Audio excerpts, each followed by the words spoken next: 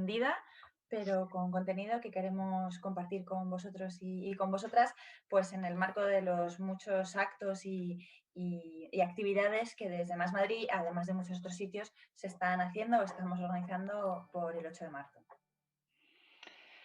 Bueno, no sé si has estado en el Wanda Metropolitano, vienes de ahí del Wanda Metropolitano de, ¿no? Yo, de yo es que, ¿sabes qué pasa? resignificar, Que pensaba que estaba todo prohibido. Yo, bueno, en un momento de ingenuidad, claramente, yo leía las noticias y digo, bueno, pues prohibidas manifestaciones, prohibidas concentraciones, entonces, claro, pues no vas a Wanda porque piensas que no vas a poder manifestarte allí. Pues allí sí. allí sí. Está prohibido todo aquello que tenga color morado, parece ser, ¿no? Todo aquello donde haya alguna significación morada, parece que está prohibido. Todo lo demás, además, en las imágenes que han pasado del Wanda salía ahí un personaje, ¿no? Que tenía la camiseta kinky, ¿no? Entonces, bueno, pues lo kinky, ¿no? Parece que sí que tiene, no es insalubre, no atenta contra la salud, ¿no? Y sin embargo, todo lo que tiene que ver con lo morado, la verdad es que ha sido una profunda decepción bueno, de alguna manera ha puesto al 8M donde está, ¿no? En la importancia que tiene realmente en la sociología, de la importancia que tiene y que realmente se ve como una amenaza por supuesto, para nuestras derechas, pero no solo para las derechas, ¿no? Sino para un poco para un inconsciente, ¿no? Que hay. Es que a mí, vamos, a mí, creo que a todas, ¿no? Que casi lo más sorprendente es que esta decisión no la ha tomado un machista recalcitrante como Martínez Almeida, ni una machista recalcitrante como Díaz Ayuso, sino que la ha tomado un señor, bueno, no le conozco personalmente, pero que en principio forma parte del gobierno más progresista de la historia, que, bueno, se ha comido de alguna manera el marco de la extrema derecha, bueno, de la extrema derecha y hasta el centro, ¿no? Villacís el otro día decía que teníamos que pedir perdón, ella también, ¿no? Por haber acudido el 8 de marzo del año pasado a la manifestación y que, bueno, pues básicamente esta teoría conspiranoica, según la cual una pandemia mundial que ha arrasado con todos los países del mundo es culpa concreta de las feministas madrileñas y de la concentración que se produjo en Madrid. No, primero, como si no hubiera habido muchas otras concentraciones de personas a lo largo de la semana anterior y este mismo fin de semana, y segundo, como si se pudiera circunscribir, ¿no? A una manifestación en Madrid, pues lo que ha pasado en el mundo. O sea, es que es una cosa ridícula y propia de conspiranoico. Y como si no hubiera habido polémicas otros años, ¿no? Quiero decir que es que siempre ha estado la manifestación del Claro. 8M siempre ha estado rodeada de polémicas. Cuando no es por la pandemia, ha sido porque estaba politizada, que a mí es una cosa que siempre me ha encantado. No es que el 8M está politizado. Podéis hablar de las mujeres, pero bueno, ya no os pongáis a hablar de la brecha salarial. Eso ya es política y eso corresponde, ¿no? a los hombres. Y luego, bueno, es bastante significativo de la política del clic, ¿no? O sea, el año pasado pasaron 200.000 cosas en Madrid, entre otras cosas. Yo siempre lo digo, el problema no era las manifestaciones, no era si Vox se fue al Vista Alegre, el problema es que hacíamos vida normal, porque nuestro gobierno nos decía que hiciéramos vida normal, nos abrazábamos, nos dábamos besos.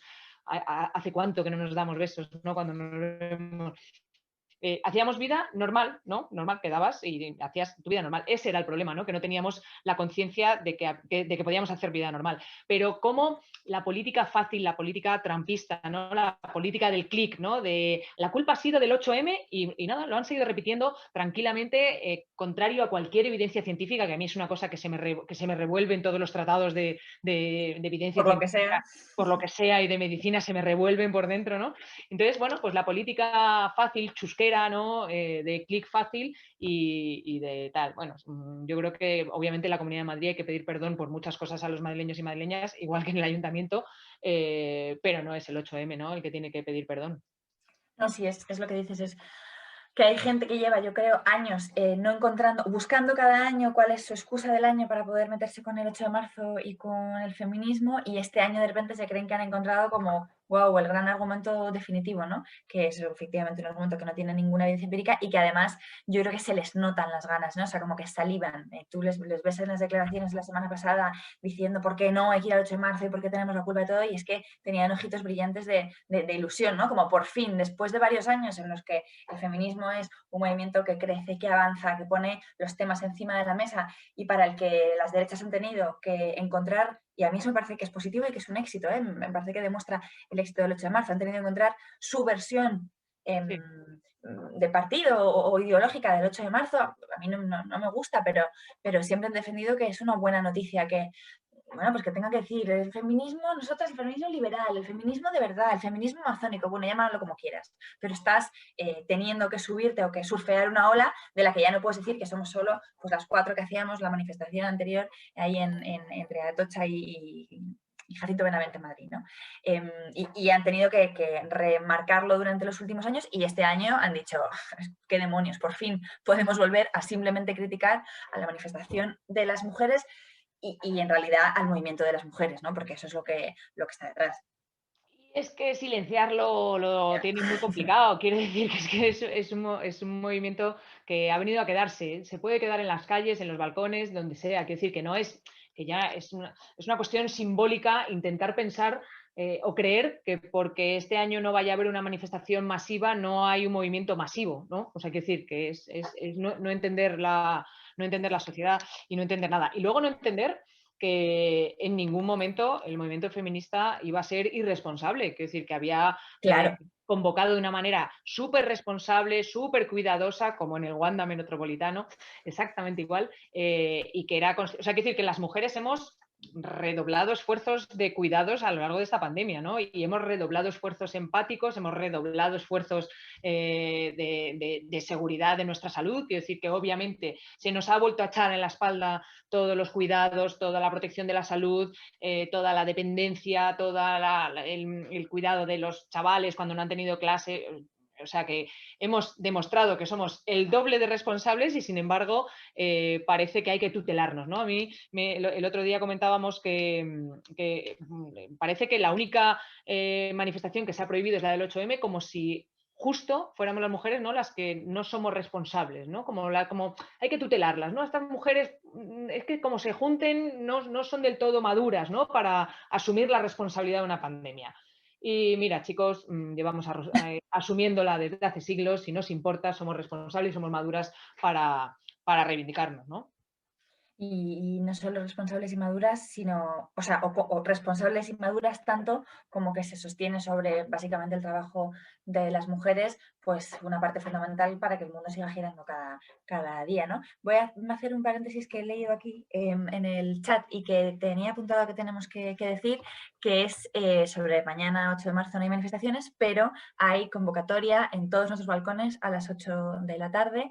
La idea que ha salido por redes y por ahí por el movimiento es replicar un poco el aplauso que nos daba ánimos durante el mes y medio durísimo del estado de alarma de confinamiento completo, pues replicarlo por una parte adornando el balcón o la ventana y por otra saliendo a aplaudir a las 8 de la tarde pues con la misma ilusión, con las mismas ganas, con el mismo legítimo cabreo, pero también yo creo como con la misma conciencia de que encontrarte es importante. O sea, una puede ser, es por supuesto feminista en casa y lo eres en tu trabajo, pero el momento simbólico de encontrarte con las otras, ¿no? Con esa cosa de, bueno, ¿por qué vamos a celebrar el 8 de marzo? El 8 de marzo es todos los días y no hay nada que celebrar. Pues yo creo que las celebraciones sí que son importantes y que los Hombre, símbolos, ¿no? Y que el momento de sentirte con otras, iba a decir de tocarte, bueno, por supuesto de tocarte no ahora, pero en otros tiempos sí, de cantar, de disfrutar también de lo colectivo, pues yo creo que sí es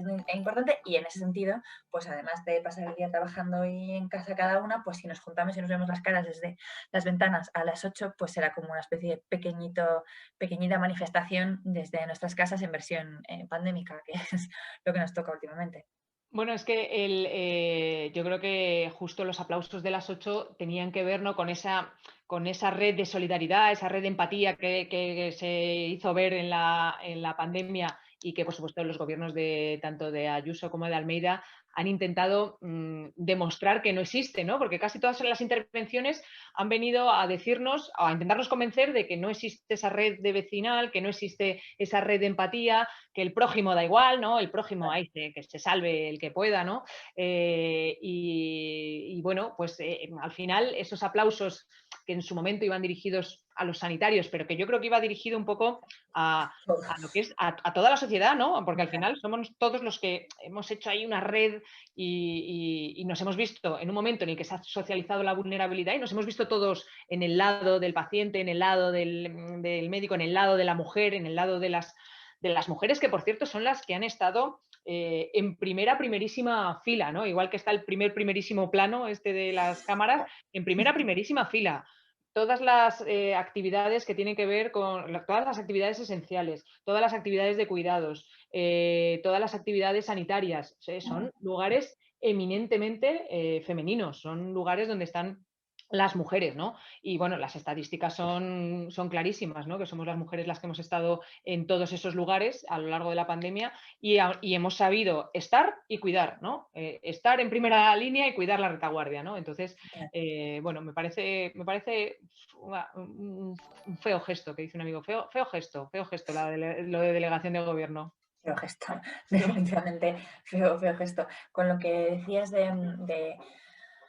de cómo la pandemia ha servido, yo creo que eso es como muy consenso, ¿no? Para poner en valor, para visibilizar en primer lugar y para poner en valor en segundo todas esas tareas de cuidado y como además las tareas de cuidado, muchas de las tareas profesionales, o sea, profesionalizadas de cuidado, ¿no? En el sector sanitario, en el sector de los cuidados, son sectores es un sector muy feminizado, pero siempre nos encontramos como con el mismo, con lo que decías tú también antes, ¿no? Con que hay un consenso, con que hay algunas cosas que todavía no funcionan bien, ¿no? Y a ver si las cambiamos. Pero luego ponte a hablar de la brecha salarial, ponte a hablar de que para acabar con eso que nombramos todo el rato, llamamos brecha salarial, hay que coger la estructura salarial, por ejemplo, del SERMAS, bueno, eso lo sabes tú mejor, pero en fin, de las distintas patas del estado del bienestar y de sus trabajadores y sus trabajadoras y decir, bueno, vamos a ver qué diferencias hay entre esta pata y la pata de al lado. ¿Por qué las trabajadoras sociales del ayuntamiento cobran, las trabajadoras sociales, las profesoras y las formadoras en las escuelas infantiles? Por supuesto, el sector de la enfermería, en fin, todas esas profesiones en las que, además de una vez al año, 2 veces al año, hablar de la brecha salarial y de lo mal que está, o del reparto injusto de los cuidados, hay que sentarse a acabar con ello. Ayer hablaba con una persona que me escribía por Instagram por el asunto de las bajas de maternidad y los autónomos, las autónomas, ¿vale? Que en general el mundo de los autónomos es un mundo básicamente de precariedad permanente, de enorme incertidumbre, de muchísimo miedo, ¿no? Bueno, pues todo ese pack, súmale querer tener un hijo, tener una hija sola, por ejemplo. Enfréntate, vamos, lo digo como si estuviera retando a alguien, ojalá que nadie tenga que asumirlo como un reto, ¿no? Pero lo cierto es que lo es, y lo es muchísimo, y no se trata de, no te digo solo de declaraciones vacías, sino hasta de gente que se lo cree, ¿no? Que el 8 de marzo dice, no, hay que cambiar las cosas. Bueno, pues es que hay que cambiarlas en la práctica, en cada política pública que se pone encima de la mesa. Es que es así. Sí, ayer justo tuve una charla con una amiga mía que ha escrito un libro sobre la depresión, ¿no?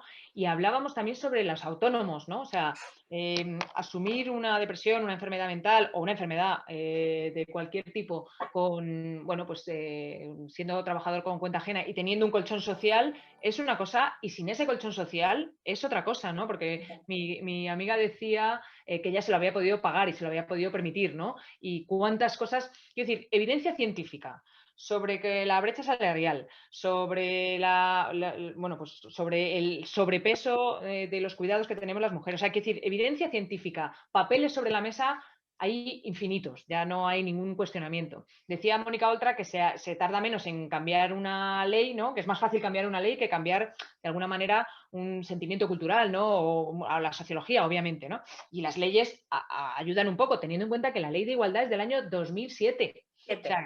O sea que llevamos 14 años, 14 años, o sea, una ley que es clarísima en muchísimos aspectos y que obviamente, bueno, por supuesto la Comunidad de Madrid no ha hecho una transposición de esa ley a una ley en la comunidad. Nada, no hay, es como la vivienda, que no hay ley o qué.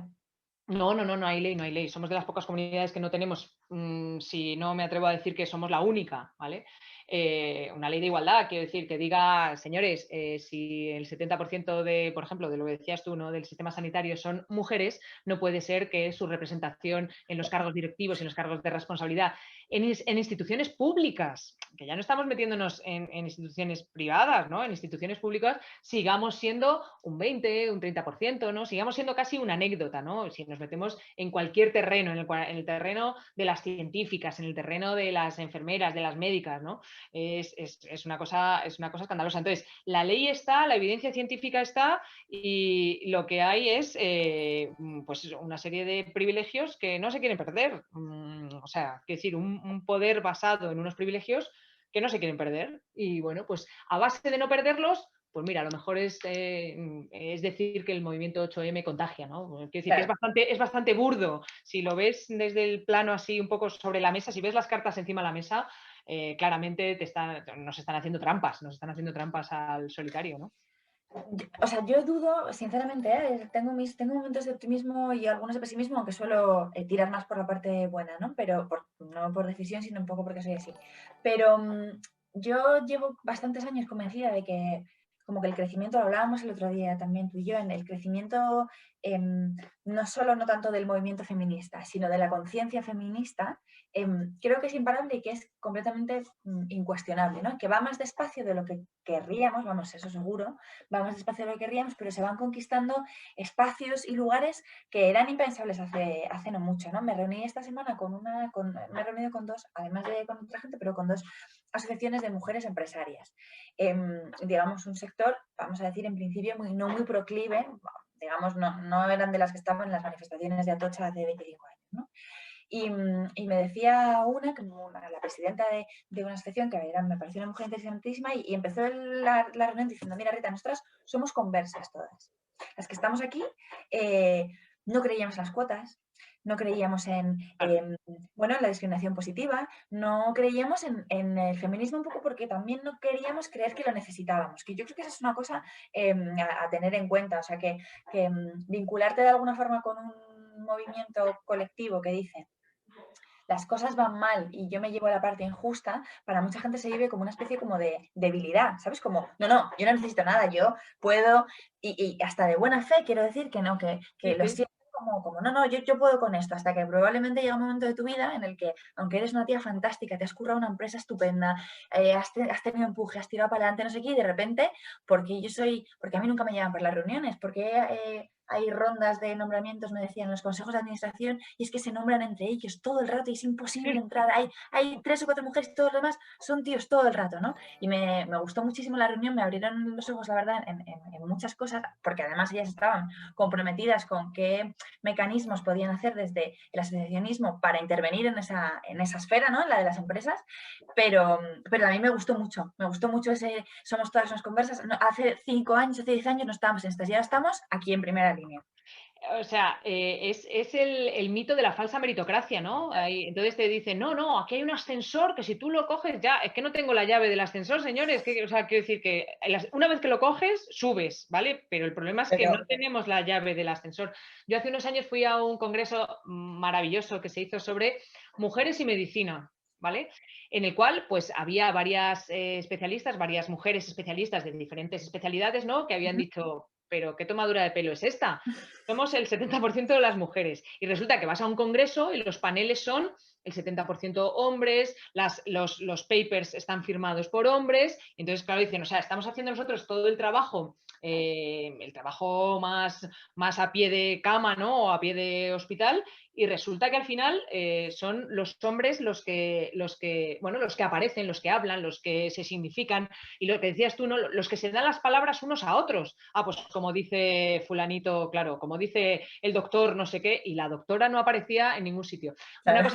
Una cosa que me pareció, que me gustó mucho de ese congreso, es que hablaban cómo los tratados de medicina, que yo lo he contado muchas veces, pero es bastante significativo, cómo los tratados de medicina están basados en las enfermedades masculinas, ¿no? Los estudios se habían hecho históricamente en patología masculina y con muestras masculinas. De hecho, algunos de los tratados así clásicos, ¿no? De medicina, en algunas de sus últimas ediciones, ha pedido, no perdón, pero ha dicho, ojo, que muchos de los estudios que están relacionados con esto tienen que ver solo con los hombres. Y por poner un ejemplo que es muy significativo, ¿no? Cuando se habla del infarto, cuando tú estudias los síntomas clásicos del infarto, ¿no? Infarto, dolor en el brazo izquierdo, y luego hay otros síntomas que son los síntomas atípicos. ¿Cuáles son los atípicos? Los que tienen las mujeres. O sea, el 50%, El resto. el 50% de los síntomas que son atípicos se ha considerado a los síntomas de las mujeres, ¿no?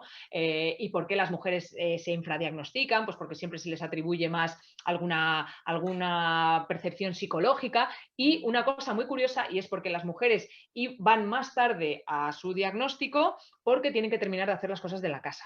O sea, primero hacen las cosas de la casa y luego van a las urgencias, ¿no? Entonces, bueno, que son anécdotas, ¿no? Pero que son anécdotas bastante descriptivas en un mundo muy teóricamente muy científico y muy estipulado, ¿no? Pero en el que al final los hombres están ahí. Y una cosa que te quería recordar es cuando fuimos a la Cañada Real, las asociaciones de mujeres. O sea, qué poderío, qué lección, la chavala esta de 17 años que nos hablaba con una máquina, o sea, con una inteligencia emocional y una capacidad de lucha, ¿no? De decir, a ver, yo estoy peleando por mi lugar, por mi gente, por mis hijos, por mis hermanos, ¿no? Y unas mujeronas, esas sociedades de asociaciones de mujeres, eso no eran posibles hace 10 años.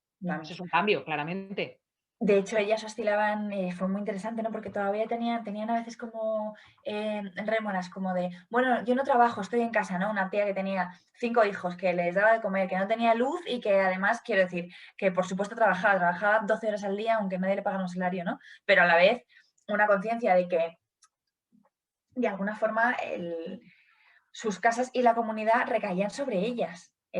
No solo que fuera su responsabilidad, sino un poco como una necesidad. O sea, las familias y el conjunto de la comunidad recaía sobre lo que ellas consiguieran pelear y conseguir, ¿no? Valga la redundancia, ante las administraciones, ¿no? Que por cierto, mi paréntesis también, van 5 meses sin luz en Cañada Real, a pesar de que nosotros hemos hecho desde Más Madrid, desde la Asamblea, desde el Ayuntamiento, desde todos los lugares en los que hemos podido, todo el esfuerzo posible, y seguimos teniendo una presidenta de la comunidad y un alcalde de Madrid que se ponen sencillamente de lado. Nunca hemos dicho que sea sencillo solucionar el problema de Cañada Real, porque es un problema de desigualdad muy largo y muy estructural, ¿no? Pero una cosa es no solucionar el problema de las miles de personas que viven allí, el problema general de pobreza, y otra cosa es tener a los niños sin luz desde hace 5 meses, ¿no? Que no es otra cosa que ser pues muy poco caritativo, muy poco cristiano y muy poco humano, me parece a mí.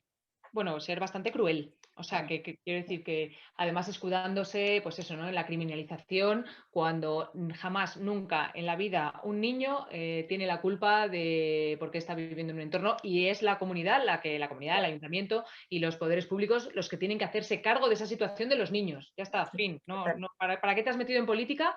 Ah, para ponerte de lado en este momento, hasta luego. O sea, decir, no sirves, no vales, ¿no? Para ejercer este cargo. Yo creo que es el ejemplo palmario de irresponsabilidad, ¿no? y de caos. ¿Has visto el...? Dime. No, que quería comentar un comentario que hay aquí en el chat de Flapsy Games, sobre precisamente una de las cosas que siempre hemos reivindicado, se han reivindicado desde el feminismo y que siguen siendo una realidad fundamental, que es que en el feminismo, en las relaciones entre hombres y mujeres y en general en la vida, cuando uno no tiene condiciones materiales para elegir, la libertad es una palabra que podemos usar mucho, pero no sirve para nada. Entonces, comenta aquí, mi madre tardó mucho tiempo en separarse de mi padrastro porque era autónoma su madre, porque simplemente por el tema económico. ¿Cuántas familias, vamos, es que yo las conozco de cerca, cuántas familias, cuántas parejas, cuántas mujeres soportan situaciones ni siquiera de maltrato? Aquí no estamos hablando de maltrato ni de violencia machista. Sí estamos hablando de que durante muchísimo tiempo la vida de las mujeres ha estado condicionada a su dependencia económica de los hombres. En las novelas, yo soy una asidua lectora del siglo XIX, especialmente de lo que siempre han sido las novelas de mujeres, que son novelas maravillosas, desde Jane Austen hasta las Bronte, hasta muchas otras señoras. Y es sorprendente cuando las lees porque el tema fundamental que se nos ha contado como que eran unas cursis, estaban todo el día hablando de casarse, ¿no? Es que era literatura de tacitas, entonces pues estaban todo el día hablando de casarse. Y cuando luego las lees resulta que lo de casarse tiene una parte de amor, pero lo fundamental de casarse es vivir. Es decir, que toda la reflexión, toda la organización social y familiar está pensada, y sobre eso reflexionan las novelas, sobre cómo encontrar marido, pero no porque no seas cursi, es que si no encuentras un buen marido, no tienes que comer. Por supuesto, ya no es esa la situación, pero sí es una situación presente y real hoy en Madrid, en nuestra ciudad, en nuestra comunidad, en España, que hay una dependencia mucho mayor en términos económicos y que, por tanto, tú eliges menos. Mi abuela, mi abuela Pascuala, que todavía está viva, tiene 25 años y siempre y que era una señora muy tradicional, muy de su casa, y ha tenido muchas nietas, somos muchas. Y siempre, siempre, siempre, siempre, lo primero que nos ha dicho es, pero tradicional, una señora, vamos a decir, conservadora. Ahora, sin duda, nena, vosotras independientes, vosotras tenéis un trabajo, vosotras buscaos la vida, luego todo lo demás, pero no, porque efectivamente, si no tienes un trabajo, o si las administraciones, porque no es una cuestión de que tú te lo hayas buscado mejor o peor, o te lo ocurres más o menos, sino que el sistema de promoción profesional, de cómo llegar al trabajo, de cómo llegar a las carreras, o según qué carreras, o según qué puestos, pues sin eso, pues se reproduce la estructura de la dependencia económica. Sí, nos recordaban también aquí en el chat, Manuela nos recordaba un acto que fuimos de territorio doméstico, las mujeres que se han organizado también dentro del territorio doméstico y que para mostrar la visibilidad de ese sector y la dignidad infinita, ¿no?, de ese sector, que también ahí ponía una frase que era politizando, no me voy a acordar, politizando las ollas, politizando la vida. O sea, quiero La decir, vida. sí, politizando la parte doméstica, ¿no? De que obviamente la política tiene que entrar también, ¿no?, en el territorio doméstico. Y también eran unas mujeronas organizadas, con una capacidad y un empuje y un empoderamiento que ya me gustaría que eso pudiera salir más a la luz, ¿no? Que no solamente se quedara en una asociación, sino que realmente se visibilizara, ¿no?, cuál es el potencial que tenemos todas y cada una de nosotras, ¿no? Al hilo de igual de espacios de politización y de, no sé, de emprendedurismo social, que diría Manuela, tan fuertes como esa, hay otra asociación que se llama SEDOAC, Servicio Doméstico Activo, que nosotras trabajamos mucho con ellas durante la legislatura pasada y, por supuesto, seguimos teniendo una relación política muy, muy buena, y que también estuve reunida con ellas la semana pasada. Que fíjate, hicimos un espacio en Usera, un espacio que ellas llevaban con un convenio para dar asesoramiento psicológico, laboral, de cuidado sanitario, ¿no?, a las mujeres, a las trabajadoras domésticas, que son mujeres en una enorme precariedad, no solo las que están internas, que bueno, es que es un tema ya que te pones a hablar de él y, en fin, es como volver al siglo XIX, pero también muchas otras que básica y fundamentalmente trabajan muchas más horas de las que cotizan, porque aunque la gente no lo sepa, porque no tienen por qué saberlo, pero es alucinante y hay que decirlo mucho, son las únicas trabajadoras que tienen un régimen especial en España. O sea, todos los demás trabajamos, cotizamos y tenemos una regulación similar.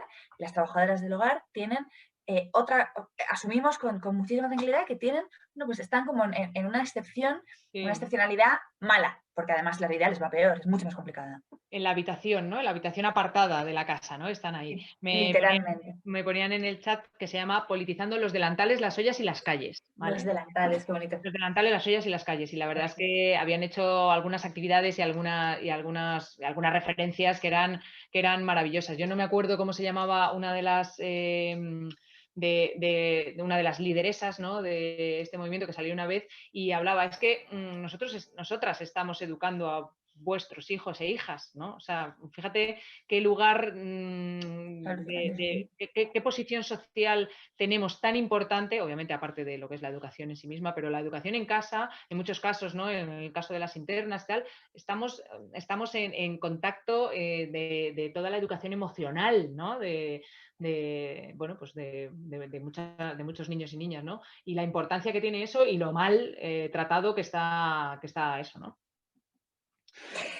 Te iba a preguntar que si habías visto, yo no lo he visto, no me ha dado tiempo, lo que hablábamos antes de lo que, en el fondo, que esto es un movimiento imparable, ¿no?, que no lo habíamos, que no nos damos cuenta, bueno, porque también estamos dentro de él, ¿no? Si habías visto el documental de Nevenka. Yo no, no No, me ha dado tengo que. tiempo. Es mi plan después de cenar esta noche, espero que me dé tiempo, pero claro, ahora que ha vuelto, es que he leído esta mañana, no sé si lo has visto, un artículo de Javois, me parece que era en el País, pues hacía un artículo muy bonito, la verdad, sobre el caso Nevenka, y yo me acordaba al leerlo, porque lo citaba, de otro artículo que escribió en su momento Millás. Yo me acuerdo de leerlo siendo pequeña, pues yo que sé, como en el año 2000, fue 2002 aquello, ¿no? Pues yo que sé, pues 14 años 2001, sí, tendría, por ¿no? ahí. 2001, pues por ahí. Y de leerlo en el País semanal, porque yo era ya una joven petarda que leía, Sí, pedante que leía el País semanal de los padres. Y me acuerdo de leerlo y de preguntarle a mi madre, mamá, esto no entiendo, ¿no? ¿Esto qué es? Y que mi madre me sentara como de, a ver por dónde empiezo, ¿no? Bueno, no es la primera vez que habláramos de ese tema, pero a ver por dónde empiezo con la complejidad de un caso. Lo pensaba esta mañana, pensaba, vale, si pasara ahora sería distinto, claramente, ¿no? O sea, claramente el movimiento, el español, pero también el Me Too y una sensación como de avance internacional, ¿no? Del movimiento feminista, pues no permitiría que cosas similares pasaran. Pero, por ejemplo, me acordaba del caso de la violación hace 2 años, 3 años, total. de una chica con los jugadores de un equipo de fútbol que se Sí, llama La Arandina, si no me sí, La Aranda del Duero, ¿no?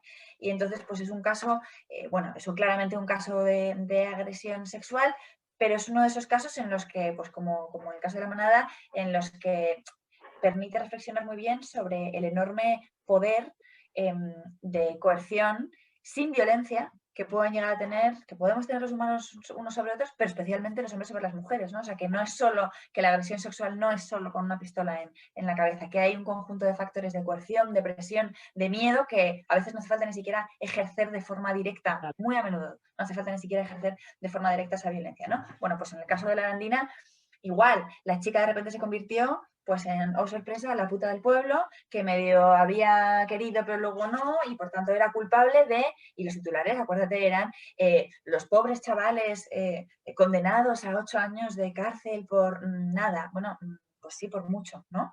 O sea, que creo que sí que se ha avanzado, pero esa camaradería fundamentalmente masculina, pero bueno, también habrá alguna mujer allí de por medio, ¿no? En la que bueno, se culpabiliza a la víctima y se justifica al agresor, pues todavía sigue existiendo, ¿no? Y por eso hay que seguir peleándola.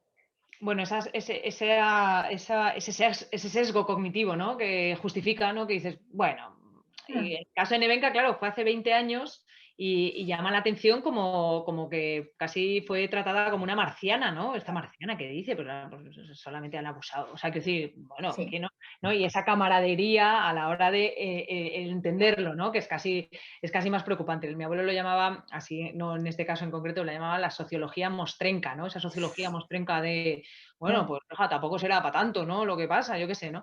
Y ha cambiado, efectivamente, con ejemplos como el de la manada, vimos que había cambiado, pero no tanto, que había cambiado en una parte de la población y hay otra parte de la población que sigue estando en el siglo XIX y que al final es la que pone ¿no? los palos en la rueda para que no se pueda avanzar más, básicamente, ¿no? Por, yo qué sé, pues esas creencias las tienen ahí instaladas ahí a fuego y de alguna manera pues no conciben, ¿no? Que esto tenga algún cambio, alguna transformación. Y que luego hay, a ver, si es que en realidad somos ambiciosas y somos, en el mejor sentido de la palabra, y por eso también nos frustramos. Digo que somos ambiciosas porque queremos cambiar de base una sociedad y uno de los principios, una sociedad no, la sociedad y uno de los principios básicos sobre los que se ha organizado nuestra sociedad desde hace siglos y milenios, ¿no? Y aunque yo lo siento, lo sentimos, ¿no? Como una experiencia personal y política impaciente, ¿no? Yo no puedo evitar, ¿no? Como quererlo, Sí, quererlo sí, todo, sí. quererlo ya, pues bueno, pues no sé, espero que mis hijas vean el cambio o mis nietas, ¿no? Yo es probable que no me despierte un día en una sociedad igualitaria. Pero, ¿pero dónde estaba yendo yo? Ah, eso me estaba yendo yo, me he perdido por el camino. Pero claro, hay momentos de quererlo todo y de comprobar a la vez cuántas cosas siguen tan atrás. Y quería referirme en particular al, no sé si lo viste, el vídeo, bueno, el audio que se filtró ayer, bueno, que se oyó en directo ayer en los Goya. Bueno, pues bueno, ayer en un momento, en una gala estupenda, todo el mundo muy majo, muy divertido, no sé qué, cuando termina la gala, alguien cuenta, o a mitad de la gala, alguien sube a Twitter, me parece, un corte se ven como las cámaras mirando hacia la pasarela, digamos, antes de la gala, y se oye la voz, se presupone, de, bueno, pues los cámaras comentando la jugada. Como en general el colectivo de los hombres machistas tiene muchos defectos y uno de ellos es la poca creatividad en general, ¿no? Puedes imaginarte y comprobar que efectivamente el comentario empezaba por puta y terminaba por puta, ¿no? Entonces, una era puta porque llevaba tatuajes, la otra era puta porque era puta, pero uno decía, pero puta, puta, puta, ¿no? O sea, como una especie de triple reafirmación en el Sí. puterío de la estupenda actriz que estaba pasando por allí delante, ¿no? Era una conversación asquerosa, sinceramente, una conversación asquerosa de las que, por otra parte, hablamos en el feminismo y sabemos que muchas veces forman parte de esa esfera de la camaradería masculina, que ya no se dan con tanta alegría en los espacios mixtos, es decir, que las mujeres hemos dejado de escuchar, porque ya da un poco más de palo, ¿no? Delante de tus amigas, decir, anda, coño, esa vaya puta, ¿no? Pues te da un poco más de palo, pero cuando tu amiga se da la vuelta, a tu colega sí se lo dices, ¿no? Ya. Y ahí hay una cosa que no tiene solo que ver con hacer leyes, no tiene solo que ver con políticas públicas, hay una cosa que tiene que ver con que los hombres tienen que asumir con buena fe y con el corazón abierto, tienen que abrazar un cambio que les pasa también, les atraviesa también a ellos. Que eso simplemente no puede pasar. No, no llames puta a una tía. Incluso una tía que te gusta, que es a mí lo que es ¿no? Ese giro del patriarcado que es loco. O sea, la que te parece atractiva es la que es insultable. Bueno, no la insultes, di que es atractiva, si eso no pasa nada, es estupendo. Pero que esa camaradería, pues no se combate con leyes que vamos a meter en la cárcel, ¿no? Tampoco hay que, yo creo, ¿no? El enfoque punitivista, pues hombre, no vas a ni poner una sanción administrativa a uno que es bueno, que dice esas cosas. Pero joder, es que hay que dejar de decir esas cosas, hay que dejar de mirar el mundo así. Y eso no lo podemos hacer nosotros por ellos. Bueno, es pues eso, ¿no? Lo que hablábamos antes, la sociología mostrenca esta que es más difícil, está más arraigada de lo que nos podemos imaginar y es verdad que por lo menos se ha conseguido que en la esfera pública, ¿no? Cuando no tienes el micro abierto, o sea, cuando tienes el micro abierto realmente y sabes perfectamente lo que estás emitiendo, pues bueno, haya cierta, ¿no? Están más cohibidos, ¿no? La gente, pero efectivamente sigue habiendo una sociología mostrenca y subterránea que es al final lo que te ancla al pasado, que es al final el ancla ese que tienes que ir arrastrando cuando vas Claro. ahí pidiendo igualdad y pidiendo derechos y pidiendo, ¿no? Sentido común, ¿no? Pues ese ancla ahí está arrastrada. Y claro, no me quiero ni imaginar el trato que le darán esos muchachos, esos alegres muchachos de cámaras a sus respectivas mujeres, Claro. hermanas, hijas, etcétera, ¿no? Quiero decir, porque eso está ahí, eso está ahí bien metido ahí en el cerebelo, pues no me lo quiero ni imaginar, ¿no? Claro, bueno, ellos no sé quién son, pero bueno, ayer era un poco más tímida, pero hoy la respuesta estaba ya organizada, ¿no? Entonces, alguna gente que me escribía por Instagram y discutíamos ahí por Instagram me decían, bueno, es una conversación privada, que es esta cosa con la que hemos vivido durante muchísimo tiempo y que el feminismo ha venido a cuestionar, bueno, lleva cuestionando mucho tiempo, pero digamos que nos hacen más caso últimamente, que es que lo personal es político, que es un lema que es muy, muy grandioso, pero es que es un lema que es 100% cierto. Claro, tampoco puedes estar cada día en tu casa, no puede ser una tarea de construcción o de deconstrucción, ¿no? Pero si tú miras a una mujer con esos ojos y además no solo la miras y ves con esos ojos, sino que además te permites comentarlo, aunque sea una esfera privada, ten por seguro que en algún momento esa inercia tuya, esa mirada tuya, esas gafas tuyas van a afectar a cómo te relacionas con una compañera de trabajo, a cómo tratas a tu hija con diferencia de tu hijo, a cómo miras a tu madre en comparación con tu padre. Eso está ahí y eso es lo que tiene consecuencias estructurales sobre el reparto desigual del poder. O sea, no es cierta separación de, no, en lo privado se dicen cosas un poco, no, porque, no, bueno, es que si solo tenemos que pensar no, solo tenemos que pensar bien, entonces estaríamos lastrados por la corrección política. Está claro que hay una esfera distinta entre lo privado y lo público. Y tú y yo hablamos de una forma distinta y nos podemos hacer una broma distinta cuando estamos aquí o cuando estamos tomando un café. Pero nunca vamos a decir, creo yo, en principio, se intenta no decir cosas tomándote un café con una compañera o con una amiga que no serías capaz de sostener en público. Y eso yo creo que hay que pensar que no tiene nada de malo, que querer ser mejores, que querer quitarnos prejuicios, que querer quitarnos inercias racistas, clasistas, machistas que tenemos dentro, para mí es bueno. Yo quiero ser mejor dentro de 20 años, quiero pensar menos tonterías las que pienso ahora, que las pienso seguro. Y creo que eso es sano y es bueno.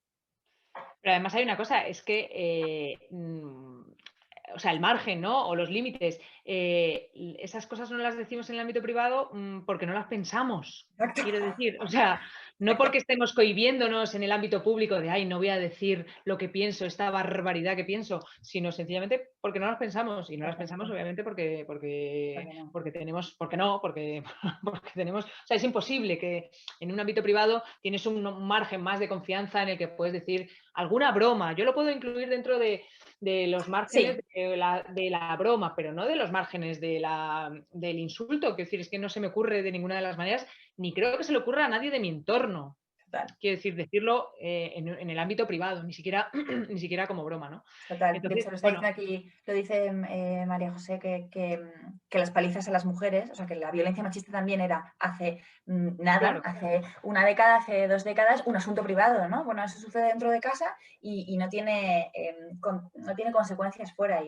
Y claro que es más cansado, de alguna manera, para quien se lo toma en serio, para quien quiere, no sé, honestamente y tranquilamente ser un poco mejor, es más cansado que decir, bueno, pues sí, como he nacido con esta educación, como vivo en un mundo en el que todo es machista, pues bueno, pues esto es lo que hay, ¿no? Yo creo que el cambio social tiene que combinar dos partes a la vez y sin las dos no se avanza. Una es el cambio estructural, es decir, no todo se cambia comportándote mejor con tu pareja o mirando de una forma distinta a las mujeres, ¿no? Hacen falta cambios estructurales, hacen falta leyes, hacen falta políticas públicas, hacen falta recursos, pero también hace falta, bueno, pues que un poco cada uno quiera ser motor de cambio. Y yo creo que cuando eso sucede, que nos pasa a muchas mujeres, pero también les pasa cada vez más a muchos hombres, es decir, hay más hombres de nuestra generación que cuidan, que están pendientes, que se hacen cargo, que no son violentos, que trabajan sobre inteligencia emocional, muchos más ahora que hace 10 años. Y estoy segura de que habrá más dentro de 10. O sea, hablas a veces con profesores de instituto, profesoras, amigas, tal, te cuentan lo que son los chavales de 14, de 15 años. Ya me hubiera gustado a mí con 15 años tener la fortaleza mental, ese espíritu guerrero en el buen sentido que bueno, tienen muchísimas chavalas ahora. la politización de las chavalas y los chavales es una cosa que yo creo que nos da un halo de esperanza, ¿no? Y claro, el ámbito público, o sea, el ámbito público, las instituciones, lo que decías tú, ¿no? Al final las leyes no cambian, bueno, no cambian, pero van poniendo su pequeña amiguita. Ahora que vuelvo, venimos en el revival del PIN parental. El PIN parental básicamente es, bueno, de alguna manera sellar, ¿no? Esas violencias domésticas, ¿no? Ese mundo doméstico en el que me pertenece, mi hijo me pertenece y sus ideas también y tal, bueno, sellarlo, ¿no? Con un sellador llamado PIN parental en alas de la libertad, cuando la libertad obviamente es la del chaval y la chavala a poder conocer, a conocer. O el que decida si piensa una cosa, si piensa otra, pero que menos que poder conocer, ¿no?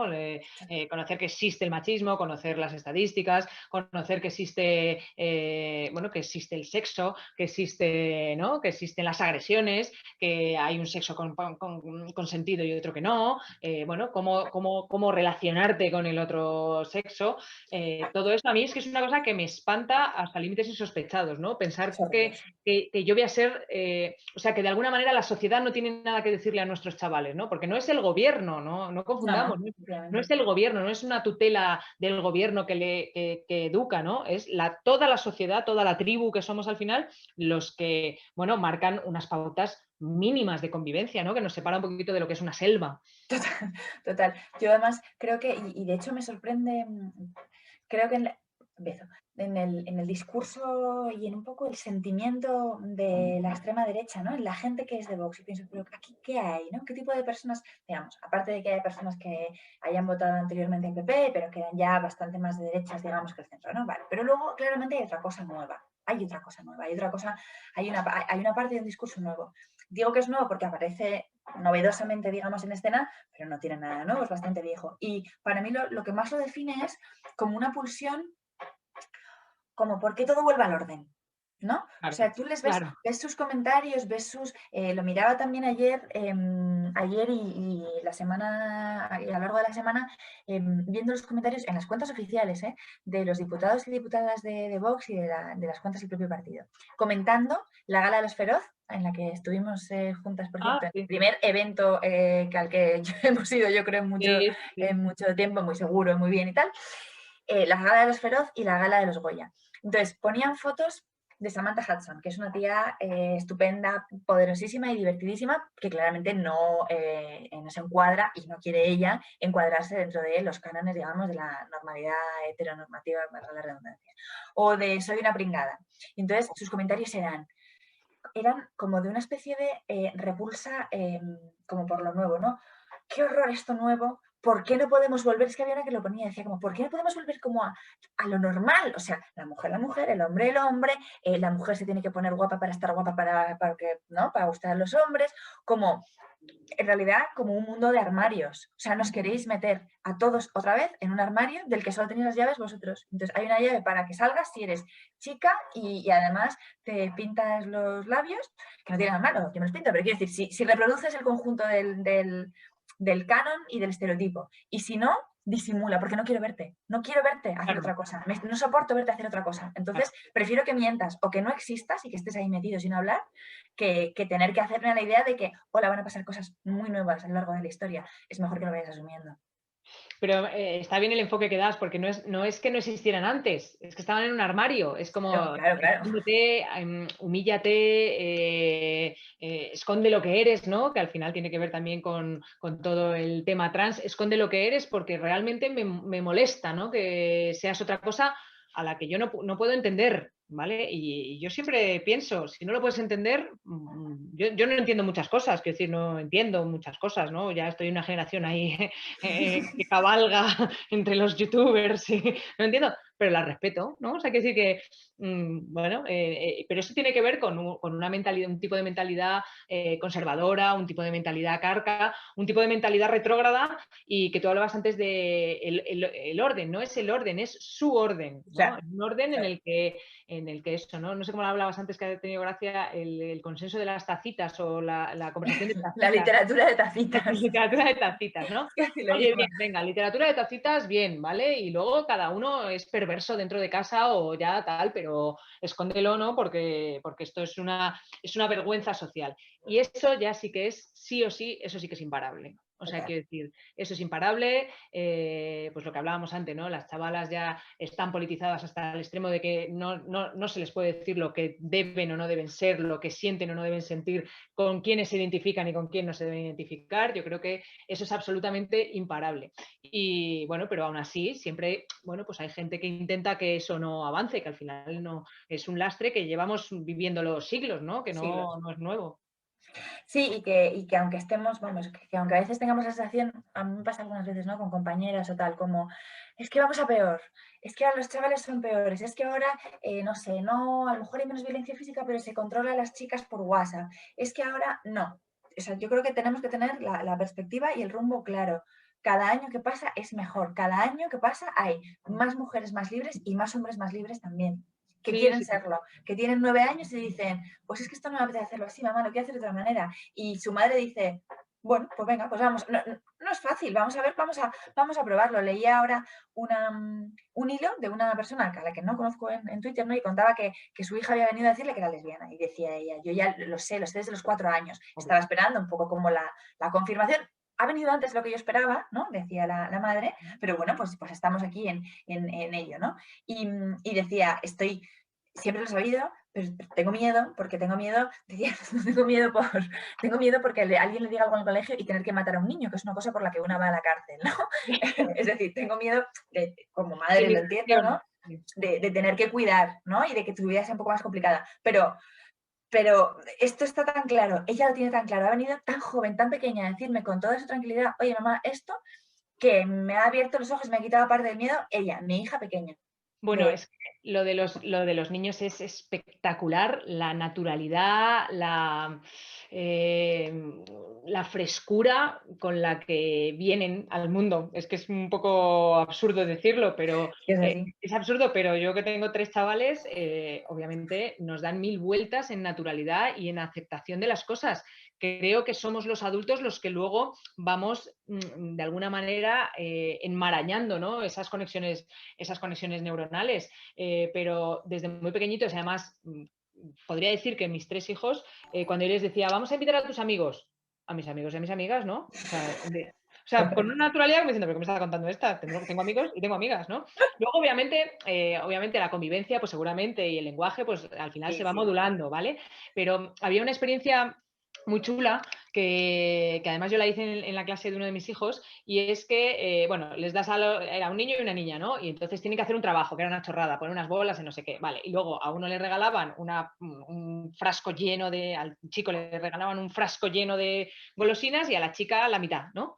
Y entonces, claro, cuando se miraban, los propios niños decían: oye, qué injusto es esto, y le daban, de motu propio, le daban la mitad de las golosinas a la niña. Quiero decir que naturalmente, aparte de que, bueno, que puede haber crueldad o tal innata, ¿no? En los niños y tal, pero naturalmente hay cosas que son súper sencillas, mucho Vamos, más sencillas para los niños y niñas que para nosotros, ¿no? Somos nosotros claro. los que la complejizamos y los que ponemos en ellos la mirada adulta, los que ponemos en ellos una mirada adulta. Si yo fuese, claro, esa mirada adulta y esa perversión adulta, pero vamos, es fantástico como vienen como esponjas, ¿no? Entonces, por eso a mí lo del PIN parental y todo eso ¿Cómo va eso? Que te preguntan por aquí, ¿cómo va a pasar en la comunidad? ¿Cómo qué nos puedes contar de tus seguidoras? A ver, yo creo que este es el gran secreto de la señora Ayuso. A ver, todo lo que digo, por hacer un poco un histórico, todo lo Ujú. que Vox ha impuesto, se ha impuesto, tanto en la comunidad como en el ayuntamiento, Comentario. como en Murcia, como en tal. Quiero decir, cuando tú ganas unas elecciones, sales a un balcón y te alegras porque tienes el apoyo de la ultraderecha, hola, Claro. tienes el apoyo de la ultraderecha, con las condiciones de la ultraderecha, con los colores de la ultraderecha y los votos de la ultraderecha, claro. O sea, no es un pack, no es solamente, o sea, tú te alegras al salir al balcón y porque sabes que quien te apoya es la ultraderecha. Entonces, claro, cosa que no pasa en el resto de Europa, pero que pasa aquí en España y muy concretamente en la Comunidad de Madrid y en el Ayuntamiento de Madrid. Pues claro, luego entonces eliminas la Dirección General de Igualdad y harás unos presupuestos según lo que te esté dictando con la varita Vox, así de claro. Sí, el problema además aquí es que yo creo, bueno, el problema ético y moral es de dos partidos políticos, PP y Ciudadanos, que habrá alguno un poco más progresista y un poco menos, pero que en la práctica los dos han aceptado no el regalo envenenado, sino el peaje de gobernar gracias a la derecha, ¿no? Almeida y Ayuso parecen ahora dos tipos imbatibles que perdieron las elecciones los dos hace menos de 2 años, que no ganaron las elecciones, a pesar de que Ayuso el otro día vi una entrevista que con todo su decía, ¿no? Que decía que las había ganado, que no, o sea, no, hay cosas, esto no, o sea, no las has ganado, ¿no? Vale, pues ni ella ni Almeida las ganó Carmena en el ayuntamiento y Gabilondo en la comunidad. Y que eran dos, digamos, perfiles políticos muy débiles hace muy poco tiempo, ¿no? Cuando empezaron la legislatura y que asumieron, bueno, pues que para tener ahí el bastón de mando, pues que estupendamente con la extrema derecha.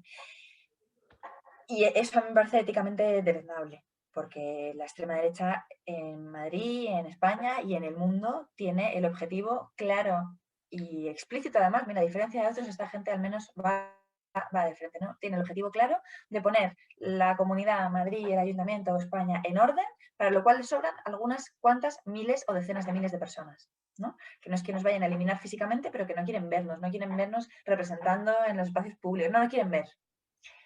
Y yo creo que ¿Cuántos eran? valorar Eran 20 millones, ¿no? Los que sobrábamos. ¿Cuántos eran? Es que ya no me acuerdo la cifra, pero era una cifra, a lo 20 dijo millones, Pascal. Eran 20 20, millones, 20, ¿no? Sí, 20 millones eran. sí. De aquí, de aquí la estadística, somos el 100%, de aquí el 100% sobramos, ¿no? Que, o sea, simplemente avalar ese discurso en términos éticos me parece que es deleznable, ¿no? Pero es que además en términos políticos, es que yo no sé, bueno, imagino que se han dado cuenta tarde, ¿no? Creían que iban a gobernar para los Sí. restos. Es que el sitio de Villacís y el sitio de Aguado, como la cosa sigue así y las derechas sumen, lo va a tener Monasterio y lo va a tener Tegasmith. Quiero Obvio. decir que es que hay un partido político que además de la falta de ética que supone, en mi opinión, sostener discursos abiertamente racistas, abiertamente homófobos, abiertamente machistas, etcétera, etcétera, es que además te van a robar el bocadillo. O sea, Sí, les sí, sí. estás poniendo la alfombra, asumiendo una parte de su discurso. Eso, Villacís diciendo que había que pedir perdón, ¿no? Pero si es que no vas a ser más de extrema derecha que los votantes de extrema derecha ni que Vox, entonces les vas a poner la alfombra así, el pase de torero total, para que dentro de 2 años, si suman otra vez las derechas, te quitan el sitio.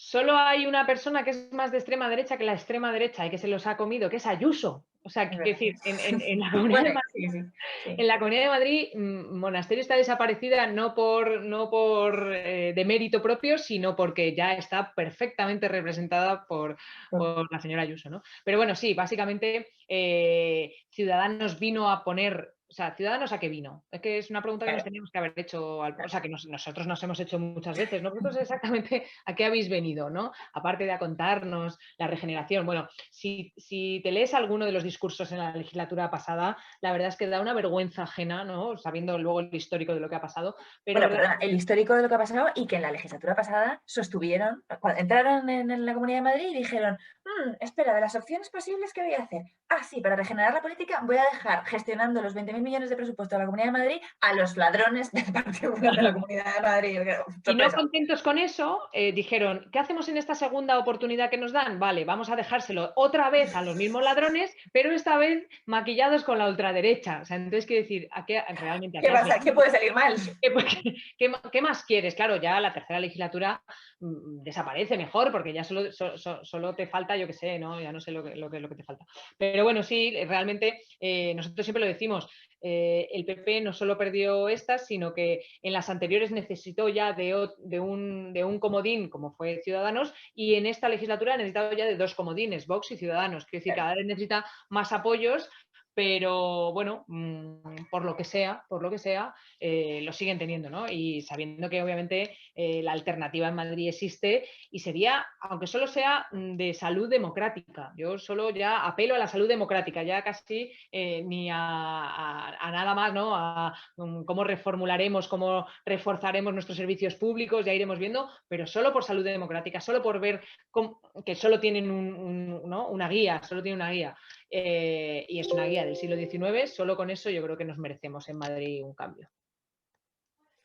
Pues vamos a por ello, vamos a seguir en ello, ¿no? Sí, Al menos desde aquí desde aquí no es desde Casa de Rita, sino desde aquí y Más Madrid, que somos una organización política que durante, yo creo que el último año y medio, con humildad, pero creo que podemos decir que hemos sido la oposición realmente existente a Ayuso y a Almeida. No solo, fijaos, no solo he dicho fijaos que dice una persona que no me gusta nada y he utilizado esta muletilla que me disgusta, perdonad. mientras no Que digas como no puede ser de otra manera, que es otra de esas puede ser rimbombantes. de otra manera, claramente. Pues perfectamente, pues de otra manera. No, que decía que del trabajo que hemos hecho durante los últimos 2 años, que es un trabajo que se ve más o menos la parte, digamos, parlamentaria, ¿no? O sea, cuando salimos allí y le preguntamos a Ayuso, hablamos con Almeida, hacemos proposiciones, etcétera, pero que esa es una parte, no digo menor, porque es una parte muy importante y además es la que más le llega a la gente, pero hay otra parte que creo que es fundamental y que tiene que ver mucho más con un trabajo muy realista, muy aterrizado en el terreno, muy humilde, pero fundamental, que es el trabajo político de base. El trabajo político de base es que tú te reúnes con la asociación de vecinos porque están muy preocupados porque el centro de salud no llega. Y ese trabajo no se hace con cámaras. Os aseguro que no conseguimos ningún titular cuando tú vas a Butarque, Villaverde, y te sientas con los vecinos y te dicen, llevamos 20 años esperando el centro de salud, Mónica, por favor, llévalo también a la asamblea, y tú lo recoges, lo apuntas en tu cuaderno y luego te lo llevas a la asamblea. Y se ve la parte del trabajo de la asamblea, se ve la intervención final, pero detrás de ese trabajo hay uno que no hacemos, de hecho, solo nosotras, ni nosotras y el resto de los cargos visibles, ¿no? de las representantes públicas de Más Madrid, sino que hacen centenares de personas en la ciudad de Madrid y centenares de personas en la Comunidad de Madrid y en otros municipios de Madrid, que es un trabajo que construye organización, que ayuda a construir comunidades, es decir, que acompaña a una asociación de vecinos cuando tiene un problema, que recoge firmas, que escucha que hay un problema en este municipio porque no llega el acceso por la autopista y que después lo convierte, ¿no? Y ese trabajo, que es un trabajo de hormiguita, que se ve poco, pero que se está haciendo, yo creo que es un trabajo que luego da frutos cuando te tienes que enfrentar, como nos está pasando ahora, bueno, pues una alianza de las tres derechas que es muy poderosa, que jalean de forma vergonzosa la mayor parte de los medios de comunicación, y hay que decirlo como es, y para la que enfrente tenemos que poner pues otra forma de hacer política. Totalmente de acuerdo. Cualquier reunión, además, con cualquier asociación de vecinos, te das cuenta de cuál es el tejido, de cuáles son las preocupaciones, de cómo la política llega hasta lo más hasta lo más hondo, ¿no?, de los barrios y de los distritos y de las necesidades. Y bueno, es ese enganche con la realidad del que yo creo que estamos haciendo también una seña de identidad, ¿no? Estar siempre conectados, tener siempre nuestro sistema nervioso periférico conectado con la realidad de lo que está pasando en los lugares, ¿no?, en los barrios y tal. Porque además Así yo que creo que para esto, perdón, pero una última más, que la forma en la que entendemos la política, yo creo, nosotras, y para la política local y la política en la Comunidad de Madrid, las grandes ideas son guays, pero hay que bajarlas a lo concreto. Y parece que eso es como menos prestigioso, ¿no? Parece que la política es desde la tribuna, desde donde se hace bien, y la tribuna cuanto más alta, más, ¿sabes?, más cortinas verdes de terciopelo haya, pues más política es, ¿no? Cuantos más teorías pongas encima de la mesa y citas, pues más señor eres y por tanto más político eres.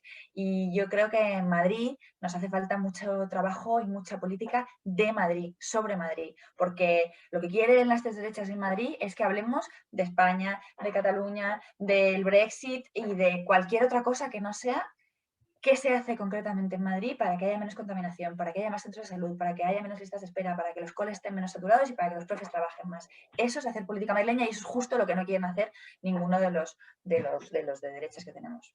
O sea, yo creo que eso es una seña de identidad, ¿no?, de Más Madrid, que somos una organización política de vocación eminentemente regional y que solo miramos a la Comunidad de Madrid y al Ayuntamiento de Madrid y al resto de los municipios, ¿no?, que solo estamos preocupados y no estamos atravesados por otros intereses de cambio de cromos, ¿no? Madrid nunca lo ponemos como un cambio de, pues, si esto pasa en Madrid, no pasa en el otro lado, o si esta política, si está tal. Nosotros no intercambiamos cromos con los madrileños y madrileñas, ¿no? Y yo creo que eso es una ventaja y es parte de nuestro ADN. Bueno, Rit. Bueno, pues nada, nos vamos a retirar y os vamos Venga. a dejar que cenéis. No sin antes recordar una vez más que mañana nos vemos a las 8 en los balcones, en las ventanas, que el 8 de marzo mañana tenemos que hacer también de él un día grande a pesar de la situación en la que estamos y que nos esperamos y nos vemos todas allí, menos en las calles, desde nuestras casas, pero juntas, que es lo que más necesitamos, yo creo. Claramente. Pues nada, muchísimas gracias a todos por estar aquí un domingo por la tarde. Gracias a ti, Riri, por Así también, estar ahí. un placer como siempre. Y nos vemos, ¿vale? Un besito. Muy bien.